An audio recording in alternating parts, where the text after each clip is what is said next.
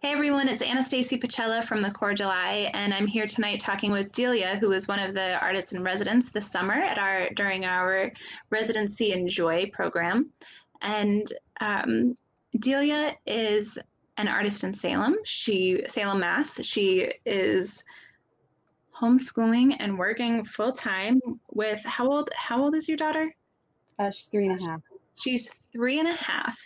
And so this summer, part of what Delia was working on was a challenge that many of us parents are facing and have kind of always faced is how do we as artists make time for our art, make time for our kids, and all of the other responsibilities that go with that.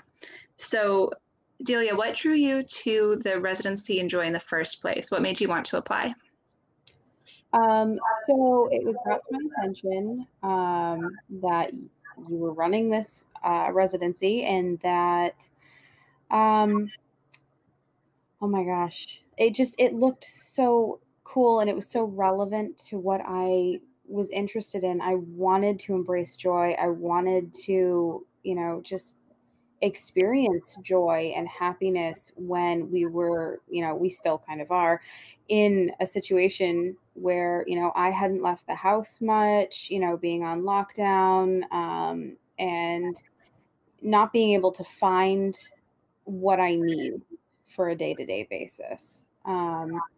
So being able to do that and actually like allow myself to have the time, because when you're parenting and you're working full time and everything else that was going on, you don't necessarily make the time for you that you may need as an artist or, even as a parent, as an individual. So kind of being able to find my voice again was something that I really wanted.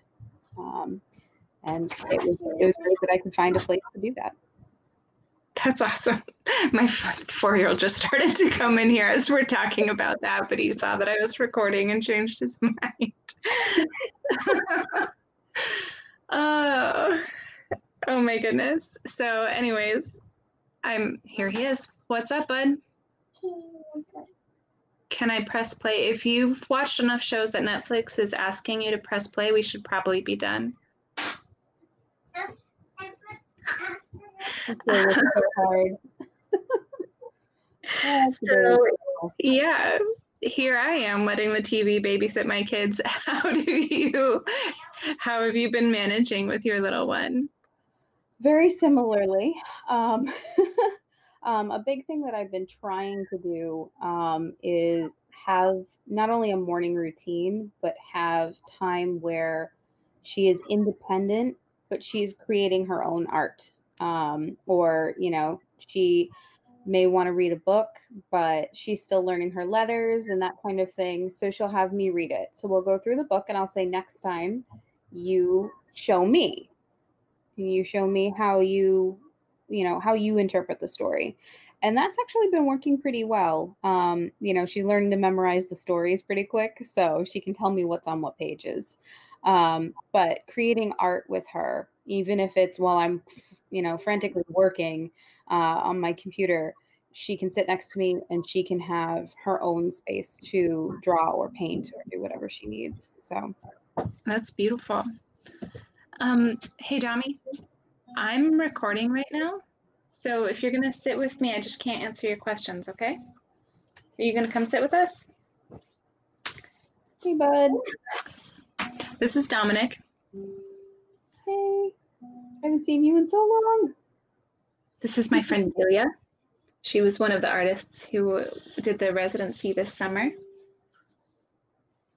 So that sounds like an awesome system. We're still working on, because he's the youngest of 3, we're still working a lot on him needing to be independent and not having someone to play with him all the time. Mm-hmm. But I think he's making a little bit of progress there. And just like this, he wants to come and check in and make sure that I still care about him, and then is good to go somewhere else. So I have the same experience. So, I have a stepdaughter that we only see for a few visits. So basically my daughter is like an only child for a lot of the time. So she does get lonely and she'll come in and let me know very avidly that she's lonely. So that's when I know it's time for me to take a break from whatever I'm doing, and spend that quality time with her. Yeah, definitely. And that push and pull is always such a balance. Um, so going back to your artwork, because you're an individual and you know you have your own things that you do. Um, what approach did you take towards researching or making art around joy? So something that was really helpful with the residency was that we had to answer questions at the beginning, of what we wanted and what our expectations for the residency were. And then you provided, reading, you provided additional feedback, and that kind of interaction was really helpful. I started reading Argonauts and I started reading Momophonic. And even just reading snippets from those, I could see the parallels in my own life. And could see that, those things I needed to prioritize, having my own stuff as well. So that was, being able to read through other people's experiences made me realize more about what I was doing and what I needed. So Yeah, that's awesome. So Maggie Nelson's the Argonauts, the book that one of the books you referenced there, is a really interesting book about where she mixes in personal experience and queer theory and art history and how she navigates all of these spaces. How is that influencing your thought process? Well, it's a good question. So kind of invisible ways. It's little things that, I'll do an illustration, or I'll be really frustrated about something that I'm dealing with at home, and I need to draw this out, and kind of the little narratives that I end up telling myself have changed since reading through those books. Also being able to embrace more of the, um, individualism that I have, being able to embrace more of my queer identity and being able to embrace all of that, has really come from being able to discuss these things, in the support groups that I attended the Cordial Eye, and, reading the books that were presented at the residency program. Like, those were things that it's impacting little narratives that, I'm seeing a lot more. I've actually started drawing people smiling, which never used to happen. Mm-hmm. And that's part of the embracing the joy aspects of it as well. So, oh, that's lovely. And then this might actually be a good time for us to take a look at some of the work that you did. So let me share the screen. I'm getting quicker at changing these tabs. Here we are. Okay.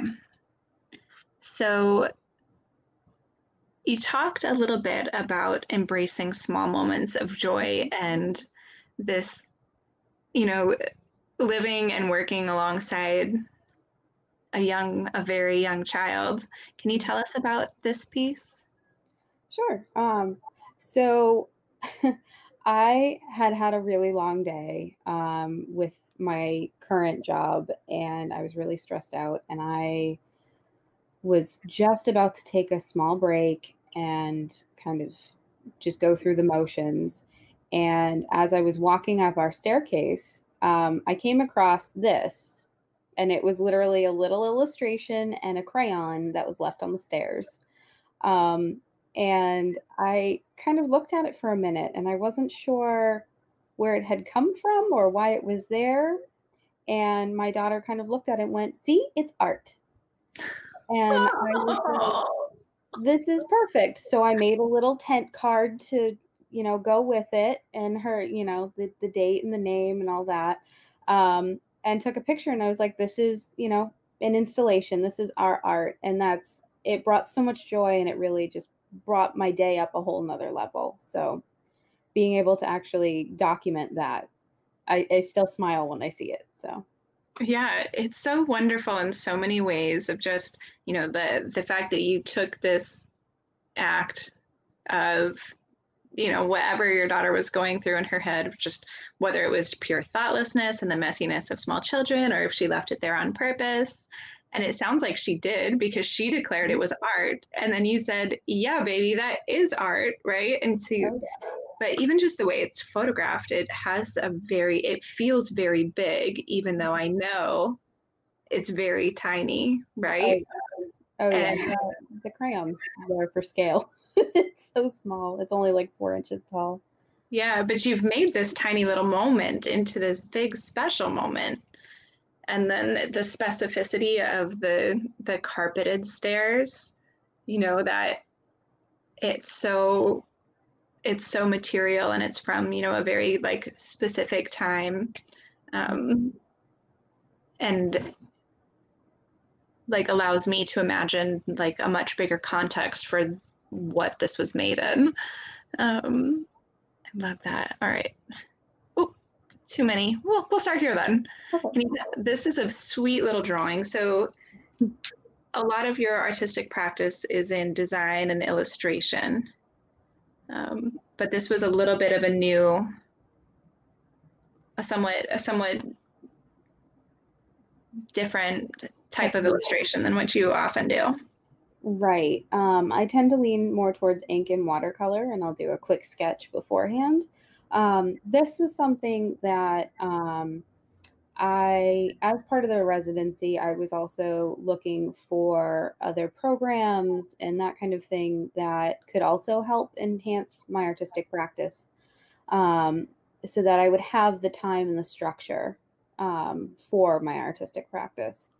And this piece was something I was sitting, I just finished work and I kind of looked down. I was drawing my legs because they were at like an awkward angle, and you see my thick leg hair and everything else, and I was like, this is who I am. This is what I'm sitting in a nightgown at 3 in the afternoon. Like, all right.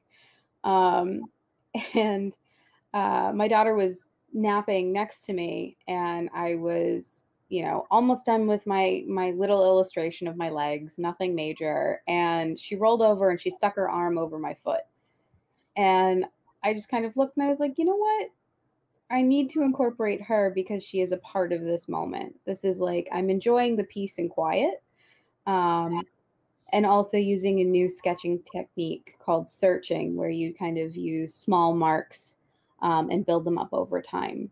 So being able to use that and include her in this piece is really special for me. So It's so sweet, those chubby little baby fingers, mhm. and that. It's so hard to draw.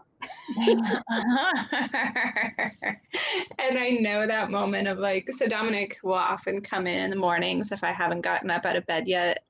And every time I think like, I think he's asleep. And I think I can sneak out and like make myself tea. I'll get the arm over me, like Mhm. he knows that I'm about to go do something for myself. I swear it's like a spidey sense Right. how it works. And I skipped over this other drawing because I can't quite use it. Oh, I guess we're going to this one now. Here we go. All right. So this is like a way different color palette from work that I've seen of yours. It's super duper playful, which I guess a lot of your illustrations are, but I feel like most of the illustrations I've seen you draw have kind of a darker undercurrent, and that's Mhm. that's missing from me here. Tell me. So this is actually, I had done an illustration a few years ago of a bunch of vegetables that I had gotten at the Salem Farmers Market, and I wanted to update that and do new ones that I had gotten at the market. And I was like, I really love vegetables, and it's funny because my daughter, her favorite vegetable is broccoli, so I had to put broccoli in the middle. Um, I don't know why she loves broccoli, but it's her favorite thing ever. So I had to make sure that it was in the middle. She told me that it had to be in the middle. So She told you. oh yeah, she's very informative. So a lot of my artwork actually is influenced by her in some way, whether it's she tells me where to put things, or she'll add her own take. If we do go to the Morning Kisses one at some point, you'll be able to see that she has her own little stamp on it. So adding to the color palette here, I added a really bright background. This is actually in my sketchbook. That's only 4 inches by 4 inches. And I'm actually, for the first time, actually finishing a sketchbook. I have never finished a sketchbook in my life. What? Yeah, it's taken me almost a year. But I have this thing with perfectionism where I want to have everything look perfect. And I'm trying to embrace the little moments where things aren't perfect, but they still bring me a ton of joy. So being able to draw something with, a bright, silly background in a tiny notebook, you flip the pages and you go from, a black and white pen drawing to this. So it's kind of a stark contrast, but it's a lot of fun to add that bit of whimsy into everything. And these are all some of my favorite vegetables as well. So, and some fruit in there. That's wonderful. So the two of you, collaborated and you're both present in this work. All right. And this one, totally different from anything I've seen you, but obviously very of the moment and every moment, all the time. This is not new, but. So this is another one from my sketchbook, actually. This was after the news had reported about Breonna Taylor. And it just, I didn't post this on social media. It was something that I created, whether I was going to post it or not, was still up in the air, but I needed to create it. I needed to feel like I could at least give a voice to what I was feeling. And it really feels like, at the time, it felt like there was it still feels like there is no justice, there is no equality. And I know that at some point, I really hope that we get to a point where we can, feel equal and we can feel like there is justice. But being able to actually write out how I felt with such bold colors and with such bold lines is something that I don't do very often. So that there's a lot of emotion in that. Yeah. Yeah. And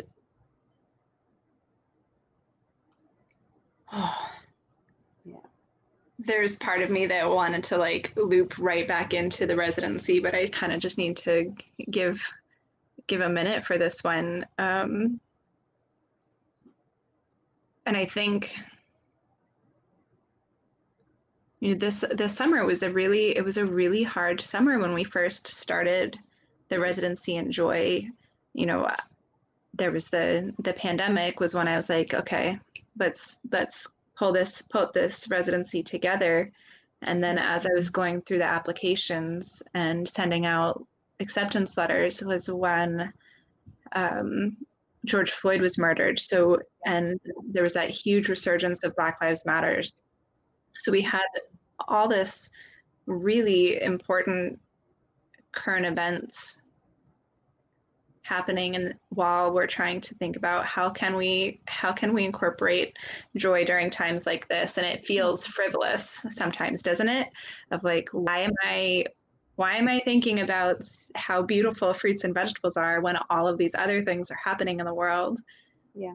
And in a way, it's almost just as necessary, if not more necessary, to find joy in those small moments, to keep going when these huge, big events that are significant, of way more significance are going on, but finding those small moments through it, yeah, is so important.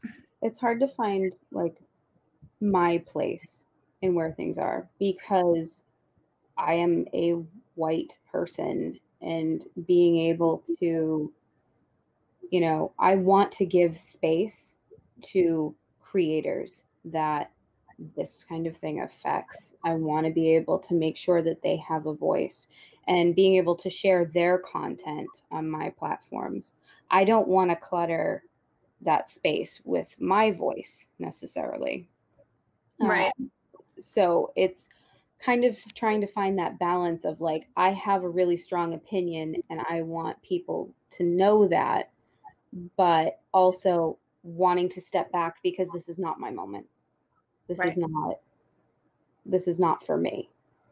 So I want to be able to fight without being the center of any sort of attention. Yeah. That's very well said, and very it's very important, and it can be tricky to navigate what is my role in this moment. Exactly. Yeah, definitely. Ah, just kind of like giving myself a little bit of space here. So give yourself a moment with this stuff. It's important. yeah, it is. It is. So how have you continued incorporating joy into your artistic practice? I think we already talked about it a little bit, but Yeah. do you have? So it's really enjoying the little moments and drawing things that I want to draw. And that was kind of, as I had mentioned, prior to this, I had started doing like Drawloween. I had started Drawtober, the monthly drawing prompts that I've been doing on and off for years, and kind of trying to push myself to do them. And I realized that I needed to take time for myself. And the prompts that I did do were things that, like, one of them was that I drew my dream kitchen. And it was, I had a cat and my knitting and, a big cauldron in the background and all sorts of herbs everywhere. And that's, what feels like my dream home. And that, just thinking about that and thinking about, is that something that I could ever achieve? Finding the little joys in that is kind of how I've been incorporating it. Yeah, that's awesome. Drawing the things that you want to draw. Mm-hmm. Right? I had a professor or an English teacher, she said that life was too short to read bad books. And it totally is. It's too short to read books I don't like, and it's too short to do drawings I don't like. Right. Exactly. And in order to keep going when there's so many, we get pulled in so many different directions, that it has to be something that you want to be doing. That's like a basic, make it self-care in a way, right? Exactly. That it also gives me the opportunity to take that time for myself when I need to take kind of a mental break from, all the responsibilities. It's nice to be able to have something that is just for me. And yet again, whether I share it on social media or share it with anyone else or keep it in my sketchbook, it's a nice intimate place really for me, to be able to have a little sketchbook that I can put whatever I want in, Yeah, and not have that pressure of having to post it. that's awesome. Well, I have a 4-year-old trying to break into my room. I locked him out. Been there. And I'm sure you have to get back to yours as well. So thank you, Delia, so much for chatting with us. Before we sign off, though, where can people see more of your work? So I post on Instagram. Delia Faria is my Instagram handle. I also have a Facebook page, Delia Faria Artistry. Feel free to follow me. And yeah, I'm excited to see if there's any conversations after this. That's awesome. I really hope you should check her. Oh, I almost made a sentence, and I was going to say everybody should go check out your work. So that's on Instagram at Delia Faria, and then on Facebook at Delia, what was it? It's Delia Faria Artistry, if you look it up. Delia Faria Artistry. Wonderful. Thank you so much for joining us, and hope to catch you all in a couple of weeks. We're doing another one of these speaker series with Molly Lambourne from the UK.